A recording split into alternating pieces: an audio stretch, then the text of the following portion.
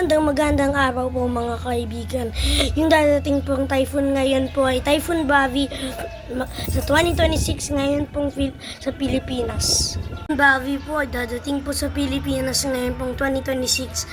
Ngayon po mga 2 p.m. po. Hindi po namin sure kung kailan, anong day po ang dating po ng Typhoon Bavi. Pero ganong kalaki itong Typhoon Bavi. Super typhoon po sa Pilipinas. Mga kaibigan, mga kabayan, mag-beware po kayo. Mag-ready na po kayo sa mga mangyayari. Goodbye po mga kabayan. Kita-kita niyo po ang laki po ng typhoon na dadating ngayon ng 2026. Sa Pilipinas, Typhoon Bavi. I'm Kyle Joseph Bukalan. Bye. Mga kaibigan, tignan mo po sa likod ko. Ang ganda-ganda ng habang ngayon. Pero pagdating ng 2 p.m. mata, dadating ang Typhoon Bavi.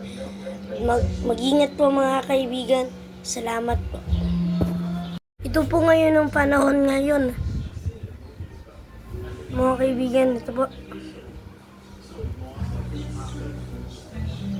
GM News, goodbye. Magandang panahon nga. Pero dadating ang Typhoon Bavi, hindi pa natin expected kung kailan. Ang dadating po ngayong Typhoon Bavi, hindi namin po expected kung kailan po. Basta pag sinabi ng nanay nyo, oy, pagpunta ng Typhoon Bavi, mag-ready na tayo. Huwag mong sabihin na, ayaw ko mag-ready. Hindi naman yun totoo. Totoo talaga. Mga bata at mga kaibigan po, mga kabayan, mag-ingat po kayo. Salamat po. Mag-ingat po kayo sa Pilipinas. This is Kyle Joseph Bukalan, going by. Kita-kita niyo po, punta tayo sa Pilipinas. Ito ba? Typhoon Bavi sa Pilipinas o Philippine Sea. Nakalampas na po doon.